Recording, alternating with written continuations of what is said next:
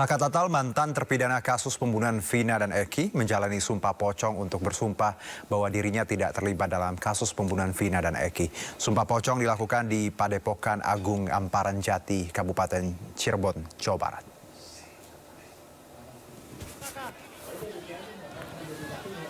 Dalam proses ini, Saka Tatal bersumpah bahwa ia tidak terlibat dalam pembunuhan Vina dan Eki yang terjadi pada tahun 2016 silam. Sumpah pocong dilakukan sebagai tindak lanjut dari pernyataan Rudiana yang sebelumnya mengaku siap disumpah pocong untuk membuktikan bahwa Eki adalah anaknya.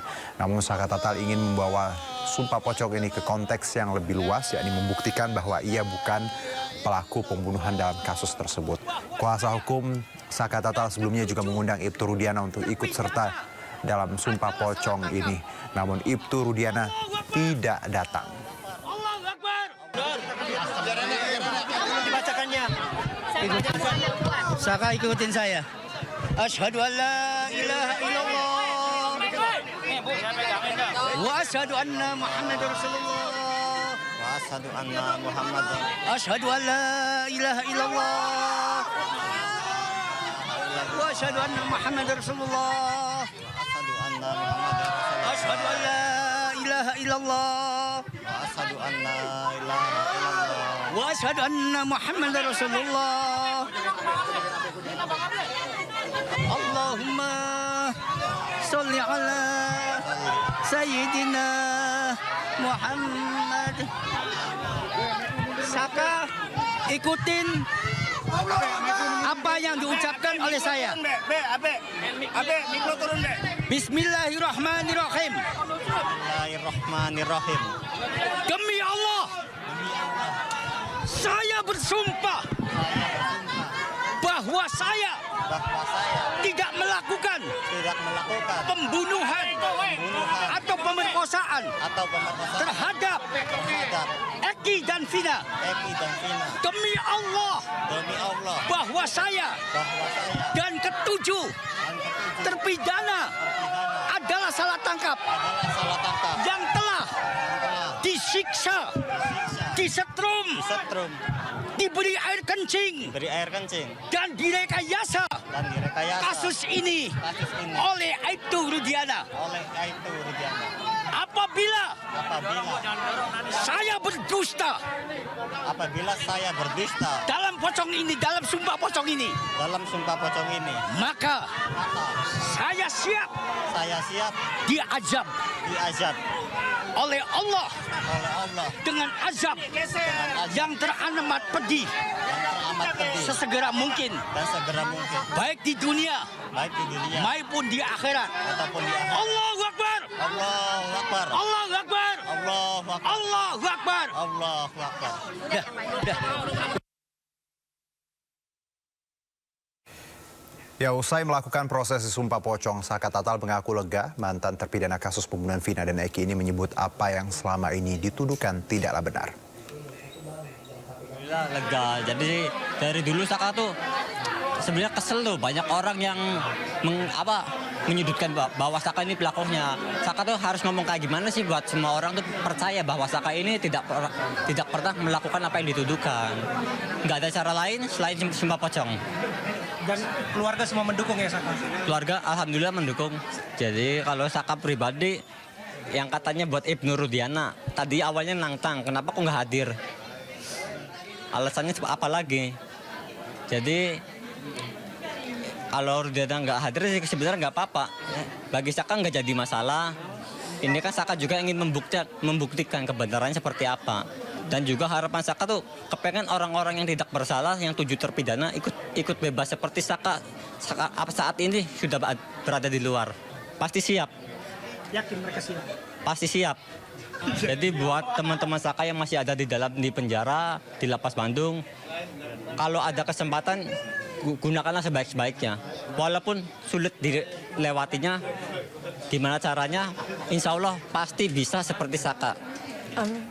Kalau ada orang-orang lain yang berkata enggak, udah tantangin aja sekalian sumpah pocong. Jadi Saka minta, jadi buat orang-orang yang masih di dalam, teman-teman Saka yang di dalam, harus kuat dan sabar, semoga ada waktunya. Sementara itu, kuasa hukum Saka Tatal Titin Prilianti menyebut kliennya tidak bersalah dalam kasus pembunuhan Vina dan Eki. Titin juga meyakini ketujuh terpidana lainnya tidak bersalah dalam peristiwa tersebut. Saya yang hadir di 2016, saya yakin Saka Tatal dan 7 terpidana lainnya nggak pernah melakukan pembunuhan. Nggak pernah melakukan. Saya meyakini itu kecelakaan. Bapak Kapolri ada anak kecil dulu 15 tahun. Sekarang sudah dewasa, dia umur 23 tahun. Dia mencari keadilan sampai segininya. Sampai sumpah pocong, dan saya yakin ketujuh terpidana juga sanggup sumpah pocong kalau diberi kesempatan. Saya yakin ya Allah sampai segininya, anak Indonesia sampai segininya nyari keadilan ya Allah. Enggak, saya nggak pernah nyangka. Saya pikir anak ini akan terus menyandang sebutan mantan narapidana. Saya nggak punya keyakinan sebelumnya. Saya mikir yang 7 orang itu bagaimana. Dia tidak pernah melakukan perbuatan yang dituduhkan. Saya punya keyakinan itu. Sekarang ada anak yang sampai melakukan sumpah pocong. Saya yakin yang 7 orang kalau diberi kesempatan akan yakin sama melakukan hal yang sama. Mereka siap melakukan itu? Saya yakin akan siap melakukannya karena saya yakin bukan mereka pelaku pembunuhan dan pemerkosaan. Saya yakin ini insidennya adalah kecelakaan. Dari 2016 saya meyakini itu, walaupun saya diketawain, tapi saya yakin. Sebelumnya, kuasa hukum Saka Tatal Farhad Abbas menantang ayah Eki Ibtu Rudiana untuk bersumpah pocong. Tantangan itu disampaikan Farhad menanggapi pernyataan Rudiana yang mengaku tidak berbohong di dalam kasus Vina. Saya sumpah pocong mau, sumpah apapun mau. Ibtu Rudiana menyatakan siap sumpah pocong atau sumpah apapun untuk membuktikan bahwa dirinya tidak berbohong dalam kasus kematian Vina dan Eki.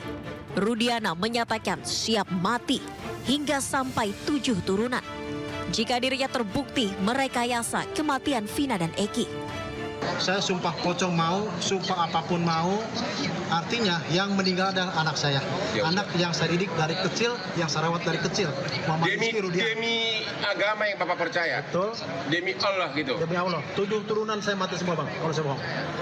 Sebelumnya, pengacara Saka Tatal Farhad Abbas menantang Rudiana untuk melakukan sumpah pocong. Farhad berharap Ibtu Rudiana menanggapi undangan yang sudah dikirimkan. Makanya makna dari sumpah pocong yang kita harapkan adalah orang itu harus jujur, gitu. Karena kalau tidak jujur lebih baik mati, kan kira-kira seperti itu. Dan Saka pun siap untuk sumpah pocong, ya Saka? Kematian Vina dan Eki hingga saat ini masih misteri. Bahkan sejumlah pihak memiliki keyakinan berbeda mengenai penyebab kematian Vina dan Eki. Apakah tewas karena dibunuh atau murni kecelakaan? Dari Cirebon, Jawa Barat, Miftahudin, iNews melaporkan. Pemirsa, viral pedagang pasar induk Tanah Tinggi, Kota Tangerang melempar sayur ke tengah jalan. Aksi ini dilakukan akibat sampah menumpuk lebih dari seminggu.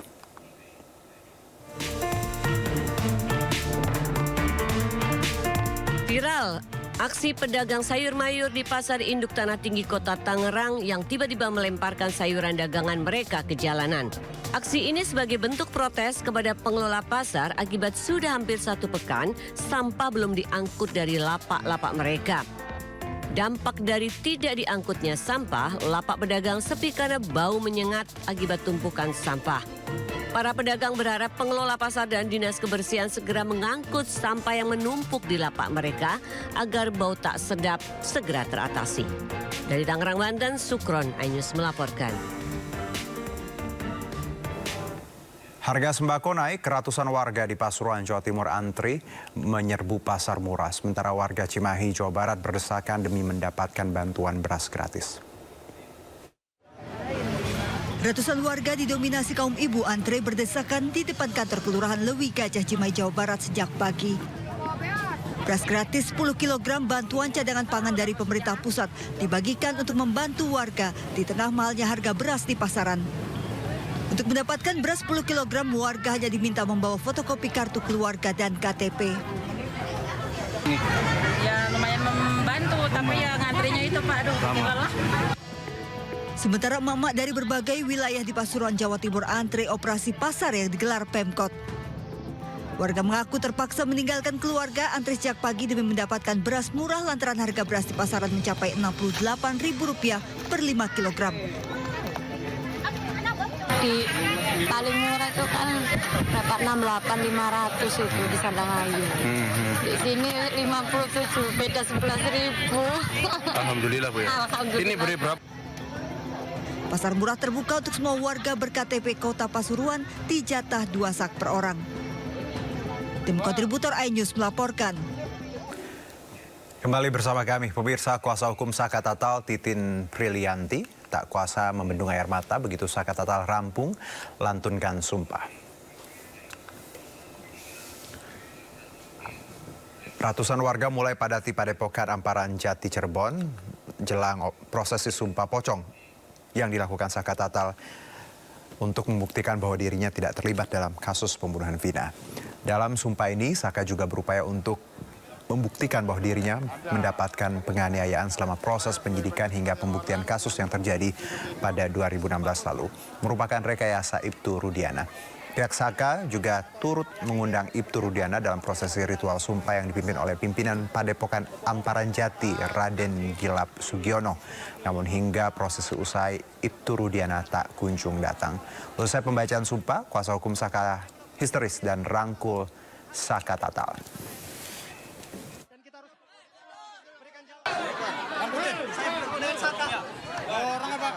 Ini orang mencari keadilan sampai begini. Mencari keadilan sampai begini, ya Allah.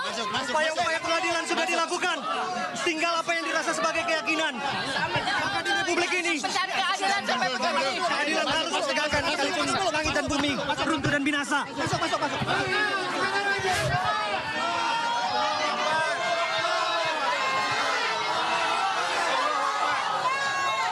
Saya mohon dukungan masyarakat Indonesia. Kami sudah melakukan berbagai upaya untuk meyakinkan. Kita sudah menyodorkan banyak-banyak bukti. Kita sudah menyodorkan saksi-saksi di sidang PK.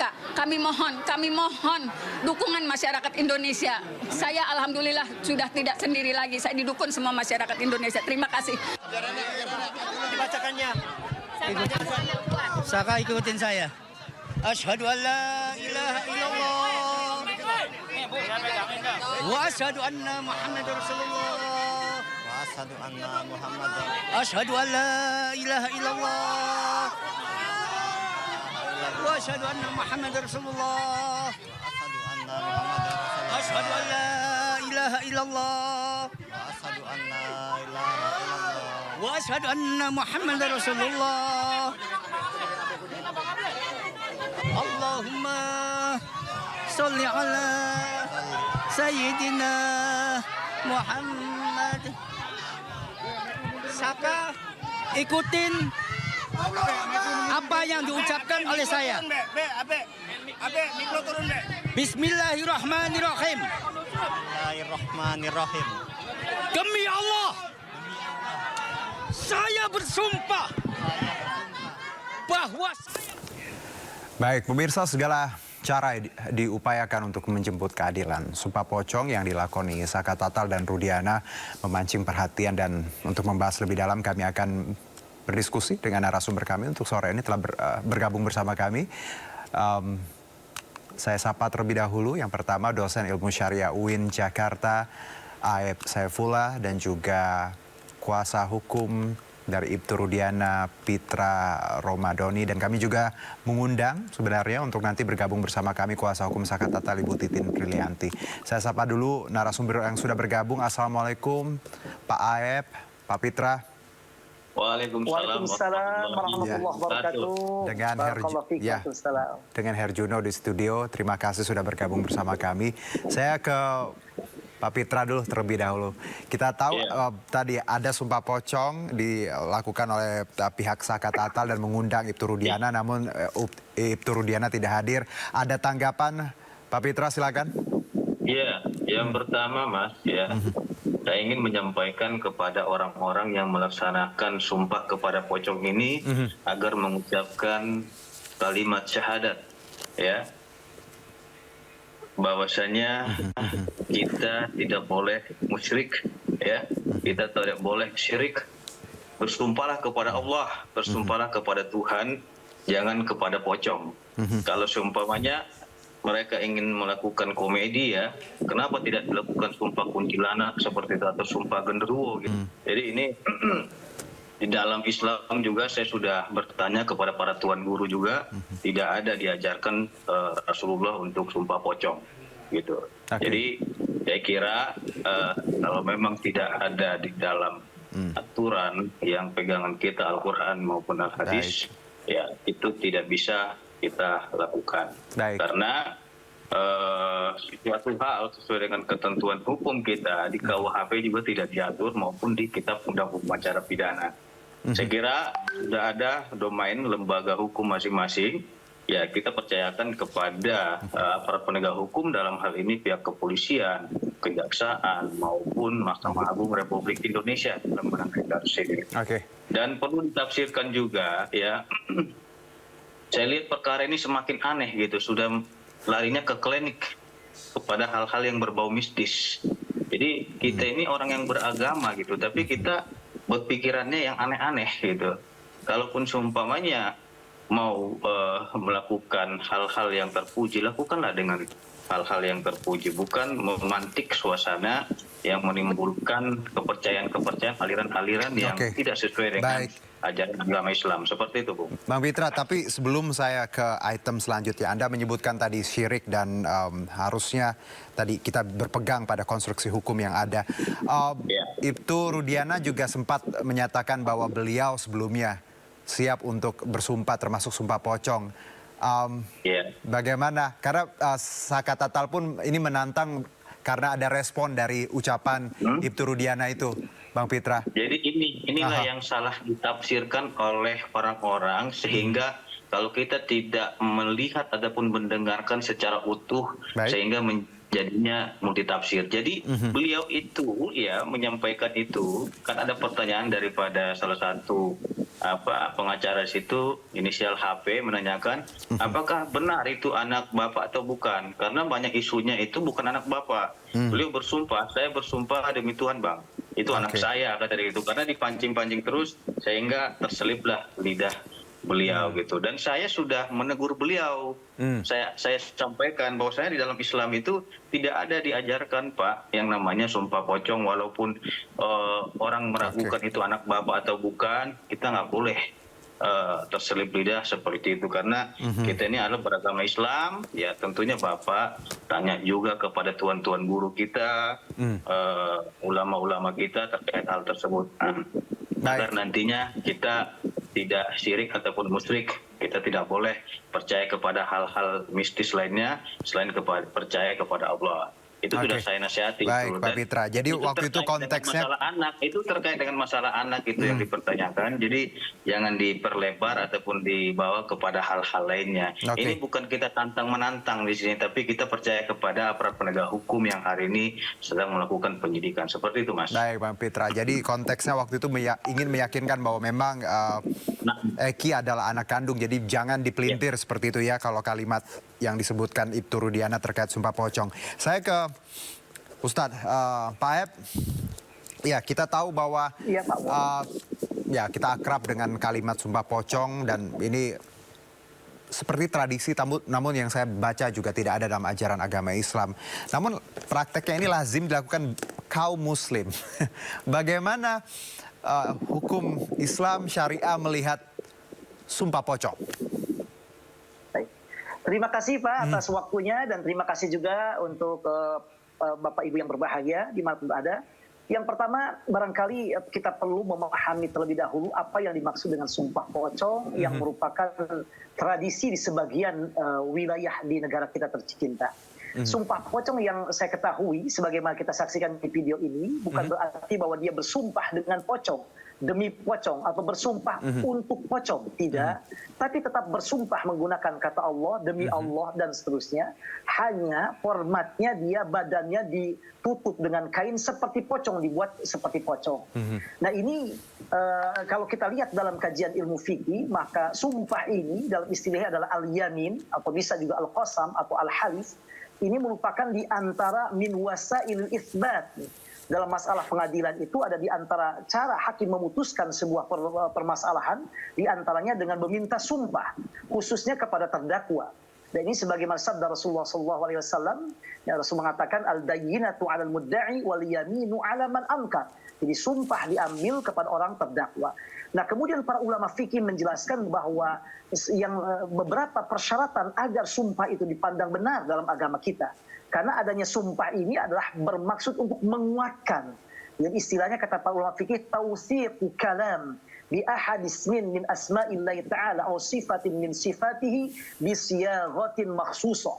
Jadi untuk memperkuat masalah atau ucapan dengan menyebutkan nama Allah atau sifat-sifatnya, salah satu sifat-sifatnya dengan kata-kata tertentu. Nah, disyaratkan kata para ulama fikih, pertama orang yang mengambil sumpah dan disumpahnya harus orang yang sudah baligh dan berakal. Kalau tidak maka tidak sah. Yang kedua adalah dia harus menggunakan nama Allah.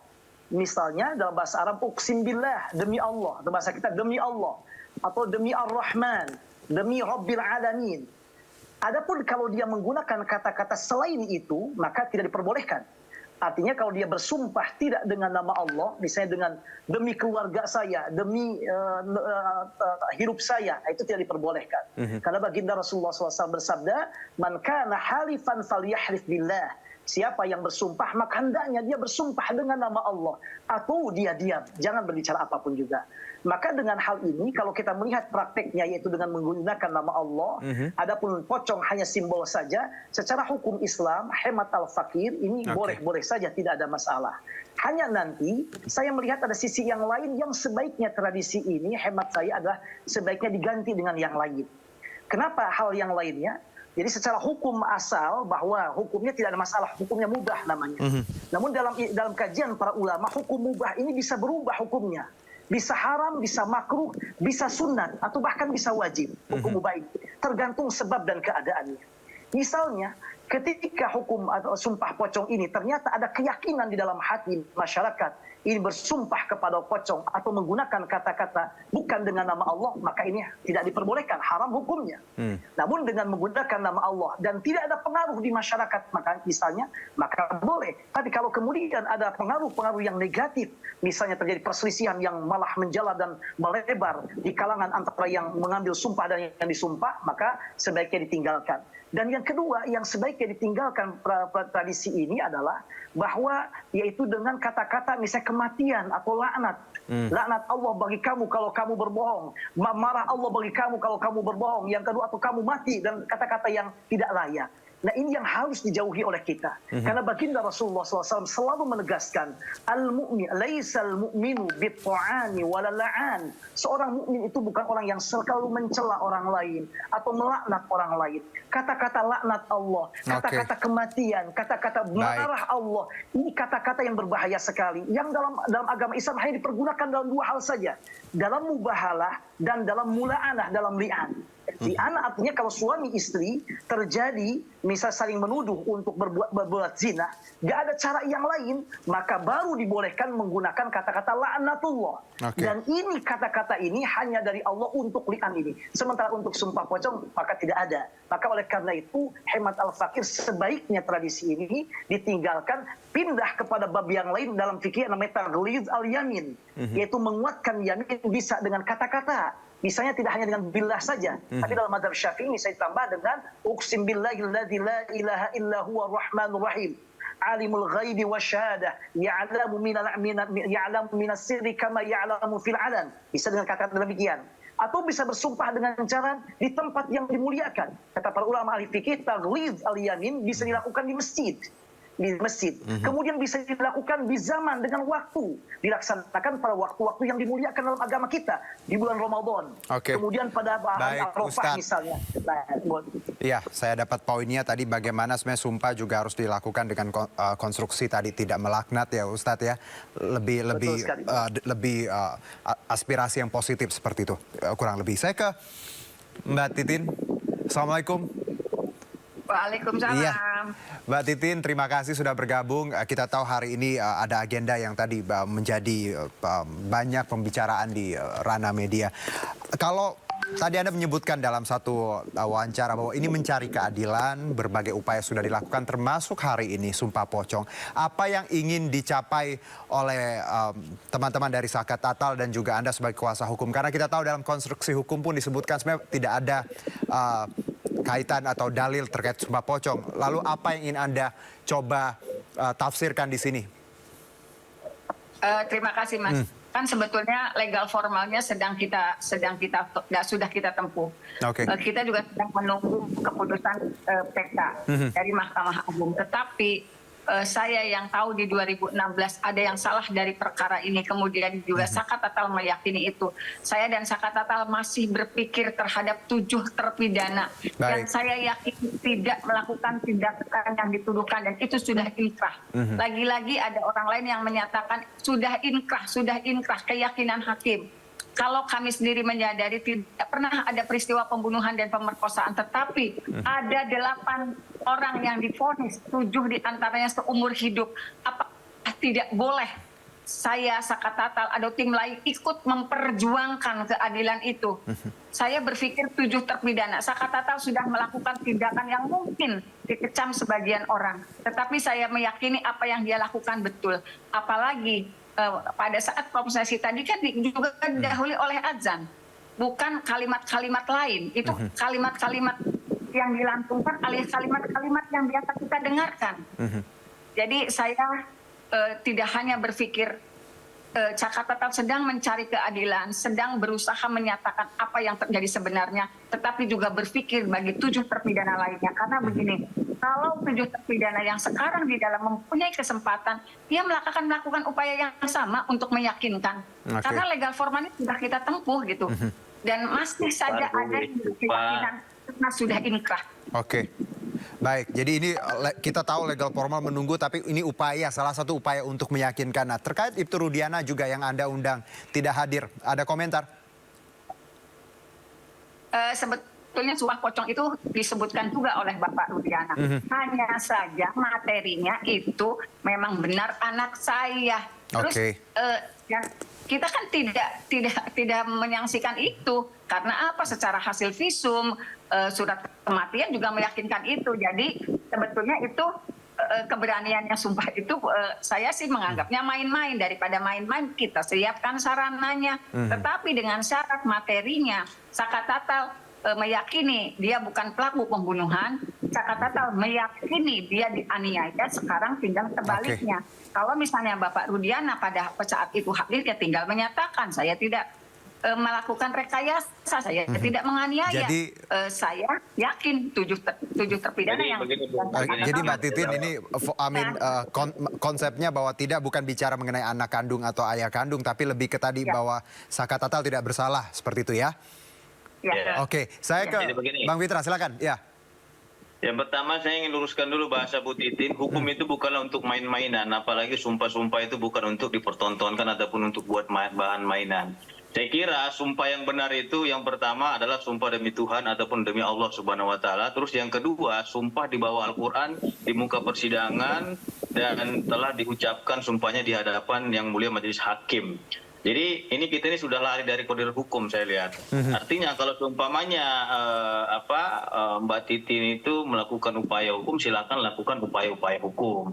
Jangan juga melakukan di luar non hukum yang seolah-olah mempersalahkan putusan yang ada di Pengadilan Negeri Cirebon, Pengadilan Tinggi Jawa Barat maupun Mahkamah Agung Republik Indonesia.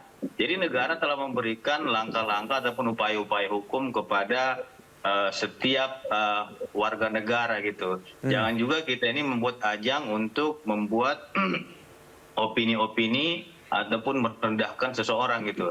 Apalagi saya lihat itu ada teriak-teriak di situ. Loh nih, Tuhan bersumpah gitu. Ada keras-keras seperti itu. Ini saya lihat, waduh, menyedihkan sekali seperti itu loh.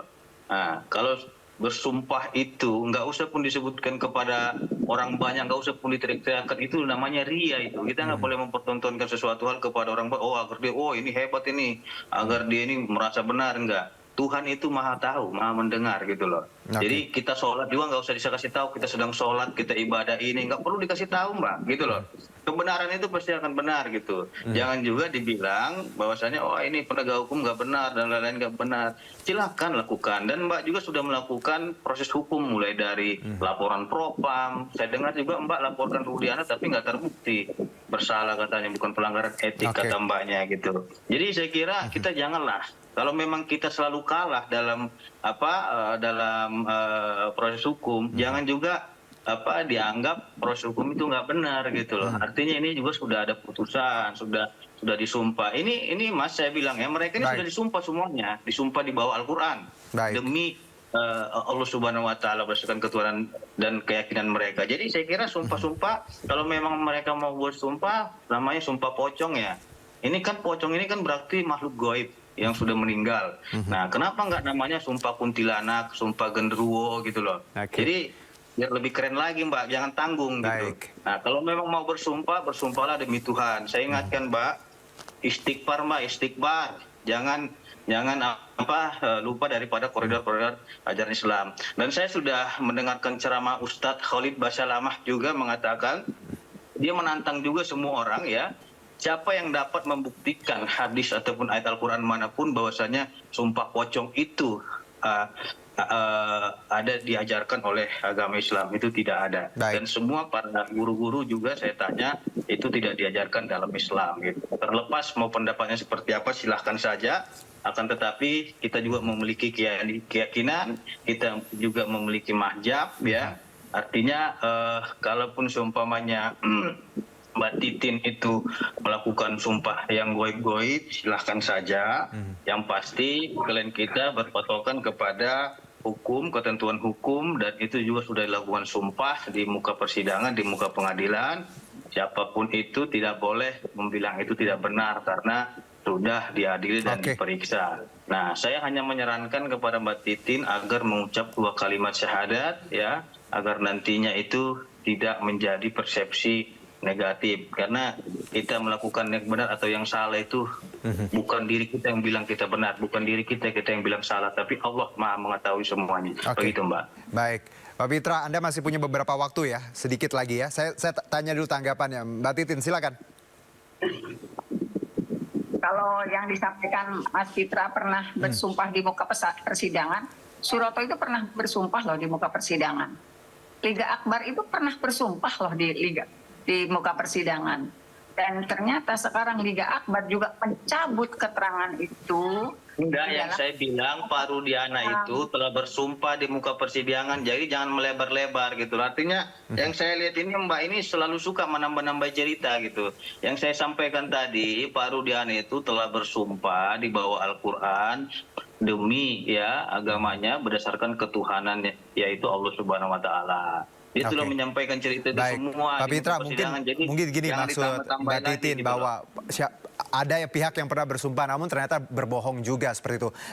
Kita lihat bagaimana kemarin terkait ya. Yang menilai berbohong itu nanti ada ajab Allah. Ingat, di neraka nanti akan disiksa. Jadi terlepas mereka berbohong atau apa, kan kita nggak boleh sebutkan pribadi orang itu berbohong. Rudiana dia menyampaikan yang benar, itu sumpah dia kepada Tuhannya gitu loh. Jangan juga kita bilang dia bersumpah kepada Tuhannya, dituduh pula dia berbohong. Nggak boleh, kita nggak bisa menilai itu, yang benar itu Allah Subhanahu wa taala. Mbak Titin silakan. Sebenarnya gini, kalau Mas Pitra dasarnya itu keputusan, kan Pak Rudiana juga menyatakan keputusan.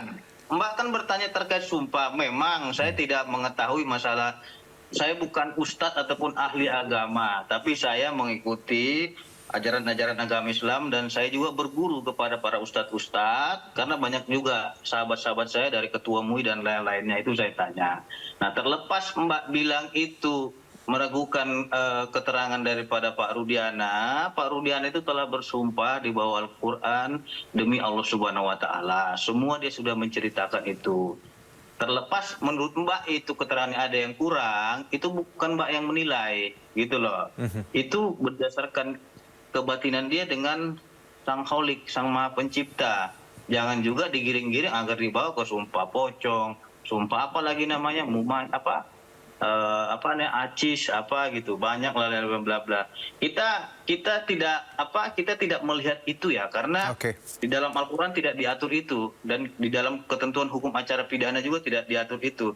Jadi patokan saya, mahjab saya itu kitab undang hukum acara pidana kalau sesuai ketentuan hukum.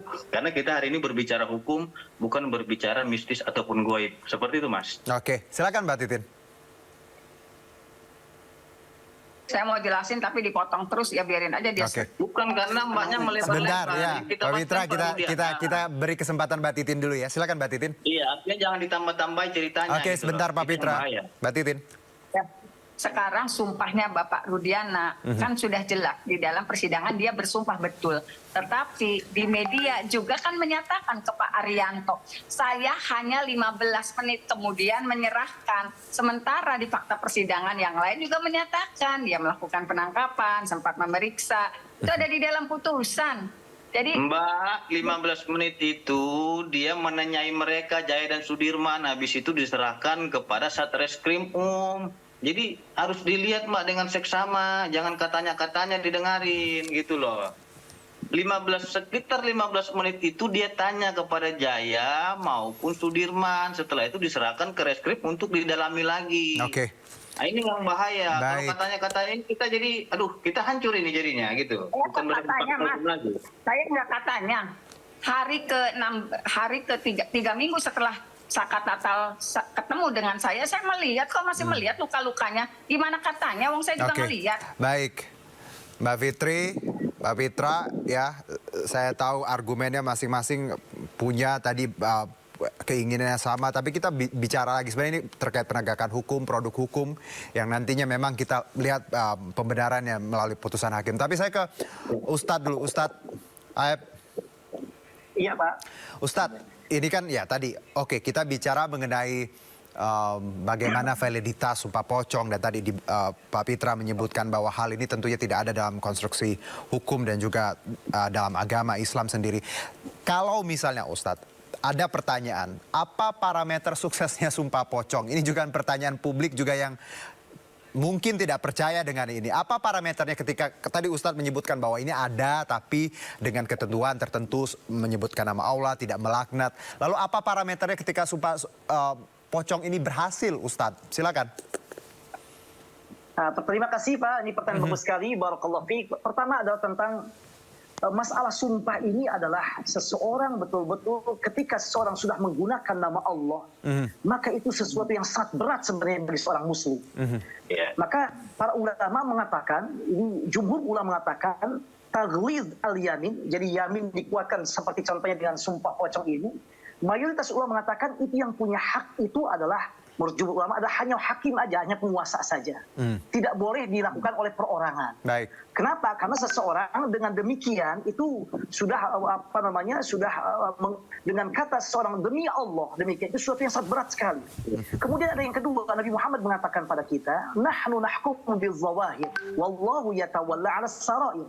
Kami menghukum bersama zahirnya saja. Jadi beliau sudah bersumpah dengan nama Allah, sudah kita percayai. Adapun bohong tidaknya, biarkan dia dengan Allah Subhanahu wa taala. Kalaupun misalnya seseorang tidak disumpah dengan kematian, kehancuran, kelaknatan, toh orang yang melanggar sumpah apalagi dengan nama Allah itu dosa yang sangat besar. Bahkan para ulama mengatakan minal kabair, termasuk dosa besar.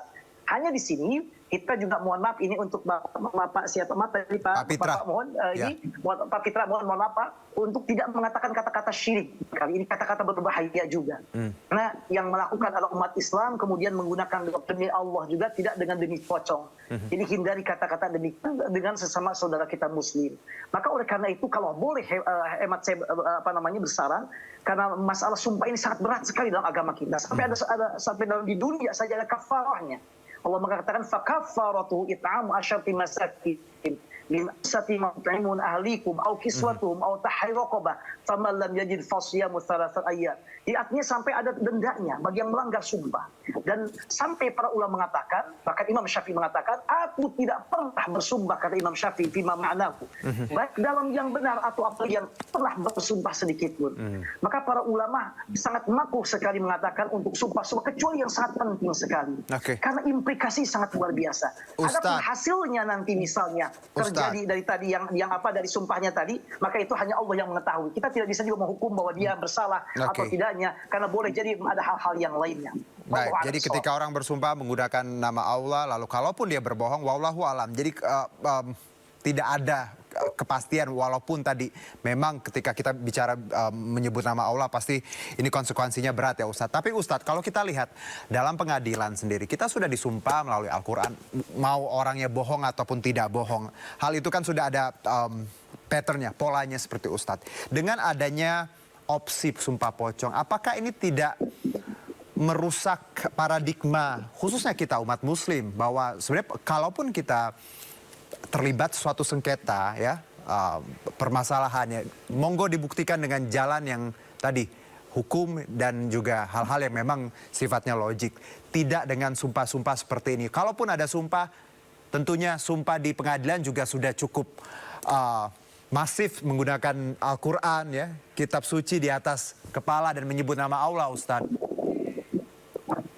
Betul sekali, Pak. Sebenarnya masalah ini sudah diatur dalam fikih Islam, dalam ajaran Islam itu sudah lengkap sekali. Termasuk masalah ini. Ketika ada masalah persoalan, maka kita datang kepada qadhi, kepada pengadilan. Tidak boleh kita main hakim sendiri, melakukan sesuatu yang merugikan siapapun. Tidak boleh. Ini ranah sudah ada aniza, ada munazaat, ada perselisihan, persengketaan, maka harus ke pengadilan. Nanti pengadilanlah yang pertama yang akan melihatnya, menyelesaikannya. Dan kita wajib mengikuti keputusan pengadilan, apapun hasilnya. Dengan patokan kita husnudzon dengan pengadilan. Dan ketika seseorang sudah bersumpah di hadapan pengadilan, terlepas dia bohong tidaknya, karena kita nggak tahu dia berbohong tidaknya, hanya dia dan Allah yang tahunya. Kita nggak tahu, wallahu alam. Maka kata Rasulullah, nahnu nahkumu bil-zawahir, wallahu yatawalla 'ala sarair. Kami ini menghukum berdasarkan yang kelihatan, yang nampak. Adapun yang di hati manusia, bohong tidaknya dia bersumpah, biarkan dia dengan Allah Subhanahu wa taala. Maka apapun caranya tidak bisa dengan hal yang lain. Maka hemat saya adalah sumpah pocong ini secara umum boleh, tapi sebaiknya kita tinggalkan. Mending kita ngambil ke ranah hukum yang lain. Bahkan mazhab Syafi'i mengatakan bersumpah dengan Al-Quran, mushaf memegang Al-Quran, itu sudah bagian dari menguatkan sumpah yang sangat dahsyat sekali. Bahwa kalau orang tahu hukumnya, akibatnya, atau pengaruhnya dengan seseorang bersumpah dengan Al-Quran saja, itu lebih berat dan lebih berat sekali lagi daripada kita melakukan sumpah pocong beribu-ribu kali. Dengan bersumpah dengan Al-Quran saja. Baik Ustadz, dan itu bagian daripada al-yamin dalam mazhab Syafi'un. Saya dapat poinnya. Baik Ustadz, saya ke Mbak Titin. Mbak Titin, sedikit saja. Saya menghormati pendapat siapapun, kita sama-sama mencari keadilan ya, dan tentunya kita memohon ridho dari Allah Subhanahu wa taala terkait apapun yang kita hadapi sekarang. Ketika ada sumpah pocong ini, tentunya Anda menyebutkan tadi salah satu upaya untuk menguatkan, membuktikan dengan menghadirkan saksi sudah, dan juga menunggu legal formal yang kita sama-sama tunggu nanti. Seberapa yakin Anda ketika sumpah pocong ini sudah dilakukan, apakah hakim dan tatanan hukum kita akan melihat hal ini sebagai satu poin untuk menguatkan Saka Tatal dan terpidana lainnya? Mbak Titin, silakan. Singkat saja, Mbak. Ya, dilakukannya sumpah pocong itu bukan untuk mengintervensi keputusan Mahkamah Agung. Karena kami juga tidak bisa melakukan apapun dan berkasnya yang mengirim pengadilan negeri. Dan ini juga kan bukan novum. Kan sudah selesai. Jadi ini hanya keyakinan Saka Tatal, keyakinan kami semua, dan upaya Saka Tatal untuk turut membebaskan 7 terpidana yang masih berada di dalam. Oke, baik. Mbak Titin, terima kasih. Pak Fitri, boleh sedikit saja sebelum kita tutup closing saja? Sedikit. Baik. Saya akan sampaikan kalau ada orang yang memberikan keterangan yang tidak benar ataupun keterangan bohong, sudah jelas juga diatur dalam ketentuan hukum acara pidana kita dan ketentuan KUHP kita. Itu diatur di dalam pasal 242 KUHP dan 174 KUHP. Jadi kalau memang Mbak Titin merasa ada orang yang berbohong, silakan laporkan ke polisi gitu kan, itu sudah diatur juga. Jangan kita menuduh orang berbohong ataupun sumpah palsu katanya, padahal itu tidak ada putusan yang mengatakan dia itu bohong atau palsu gitu. Jadi ada ranah-ranah mas. Saya berbicara sesuai dengan ketentuan hukum karena lebih mengerti ustadz kita lah nanti yang lebih menjelaskan terkait dengan keagamaan gitu. Jadi kalau memang seseorang itu kita tuduh tidak benar, laporkan ke polisi, tunggu putusannya dan diadili gitu. Jangan kita menghakimi sendiri. Saya setuju dengan kata Pak Ustadz, jangan main hakim sendiri, percayakan kepada penegak hukum karena penegak hukum ini bukan hanya polisi saja gitu. Ada kejaksaan, pengadilan negeri tinggi dan Mahkamah Agung Republik Indonesia. Jadi saya kira itu dari saya. Billahi taufiq wal hidayah. Assalamualaikum warahmatullahi wabarakatuh. Baik, Pak Fitra, Mbak Titin, dan juga Ustadz Aep, terima kasih banyak atas waktunya. Sehat-sehat untuk kita semua. Terima kasih sudah berbagi bersama kami di Sindo Sore. Salam sehat. Kembali bersama kami, pemirsa, puluhan unit bus pariwisata dikirim melalui Pelabuhan Tanjung Perak, Surabaya untuk mendukung peringatan HUT ke-79 Republik Indonesia di Ibu Kota Nusantara. Sementara kemacetan panjang lalu lintas terus terjadi di akses jalan menuju IKN.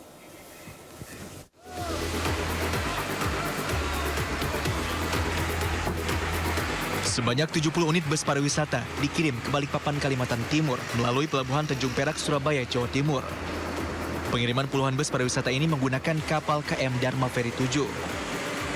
Bus-bus ini dikirim untuk mendukung pelaksanaan peringatan HUT ke-79 RI di Ibu Kota Nusantara. Pengiriman bus dilakukan secara bertahap sejak kemarin. Jumlah kendaraan bus yang diberangkatkan 70 unit, 59 unit sudah proses pemuatan hari ini. Kemudian besok sandar ulang akan memuat kembali 11 unit bus. Puluhan bus yang dikirim telah memenuhi sejumlah persyaratan, di antaranya lolos rem cek, memiliki dokumen lengkap seperti STNK, syarat uji kelayakan KIR, izin penyelenggara wisata KPS, dan dipastikan dalam kondisi aktif selama event berlangsung. Dari Surabaya, Jawa Timur, Sony Hermawan, iNews melaporkan.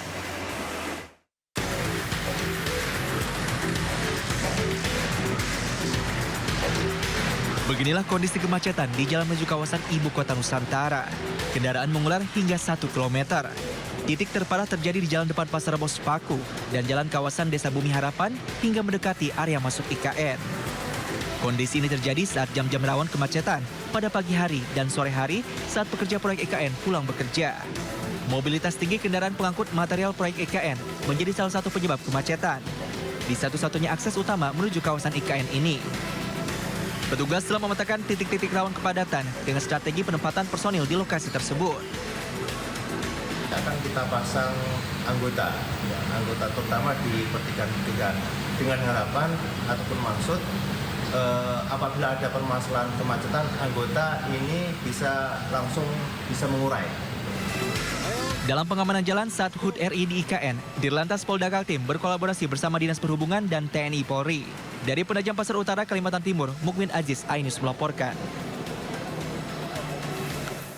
Harga rumah kontrakan dan indekos di Kecamatan Sepaku, Kabupaten Penajam Pasir Utara, Kalimantan Timur melejit imbas pembangunan Ibu Kota Nusantara. Harga sewa satu kontrakan dipatok mencapai 7 juta rupiah per bulannya.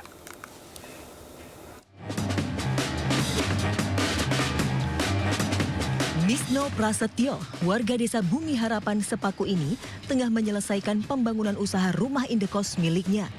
Indekos ini nantinya dilengkapi dengan mesin pendingin ruangan di setiap kamarnya dan dipastikan sudah terisi jelang HUT RI. Misno yang sebelumnya memiliki usaha tambak lele ini memilih usaha rumah indekos karena melihat peluang usaha yang lebih menguntungkan dengan adanya pembangunan Ibu Kota Nusantara. Untuk harga sewa, per kamarnya Misno mematok harga 6 juta rupiah per bulan. Ia pun melayani permintaan sewa harian seharga Rp500.000. Harga sewa yang terbilang tinggi ini didasari faktor tingginya biaya ketersediaan air bersih di wilayah terdekat IKN ini. Karena untuk pengeluaran sendiri sebenarnya banyak dari air terutama air. Air itu kalau di sini satu tandon itu 1.200 liter itu sekitar 80 sampai 100 ribu satu tandon. Tak hanya indekos, harga sewa rumah kontrakan juga ikut melambung tinggi, mencapai 7 juta rupiah per bulan atau 80-an juta rupiah per tahun. Angka ini naik signifikan karena tingginya harga material bangunan di kawasan IKN.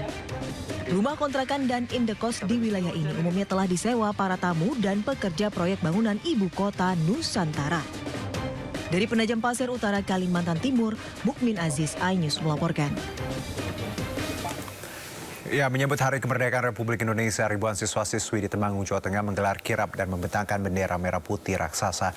Mereka juga menggelar aksi teatrikal mengusir penjajah untuk memupuk jiwa nasionalisme.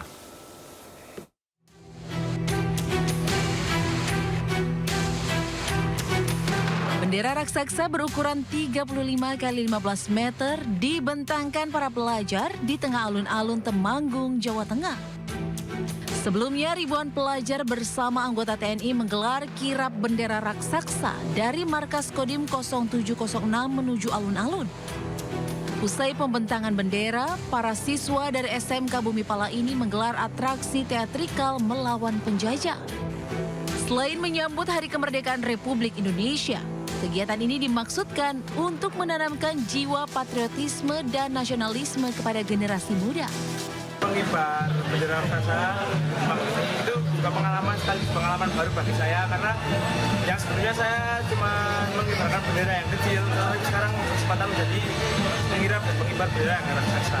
Patriotik mereka harus bangkit, ya, merah putih di dadaku harus betul-betul tertanam pada para pelajar, karena mereka adalah generasi muda yang nanti menggantikan kita semua dan juga nanti yang akan mengisi kemerdekaan kita. Rangkaian acara ini ditutup dengan pertunjukan tari soreng kesenian khas tradisional Temanggung. Dari Temanggung, Jawa Tengah, Didik Dono Hartono, iNews melaporkan. Kita beralih ke informasi berikutnya. Wakil Presiden Republik Indonesia terpilih Gibran Rakabuming Raka hari ini belusukan mengunjungi sejumlah pemukiman padat penduduk di kawasan Tangerang Selatan, Banten. Didampingi bakal calon Wakil Wali Kota Tangerang Selatan Marcel Widianto dan selebritas Raffi Ahmad, Wakil Presiden RI terpilih Gibran Rakabuming Raka mengunjungi sejumlah pemukiman padat penduduk di wilayah Ciputat dan Pondok Aren, Tangerang Selatan. Dalam kunjungannya ke wilayah tersebut, Gibran memiliki sejumlah agenda, diantaranya mendengarkan keluh kesah warga sekitar mengenai ekonomi sulit, serta percobaan makan gratis di sejumlah tempat di Tangsel, yakni sesuai janjinya saat kampanye pemilu Capres dan Cawapres. Tak hanya itu, Gibran bersama rombongan juga membagikan buku tulis dan susu kepada anak-anak.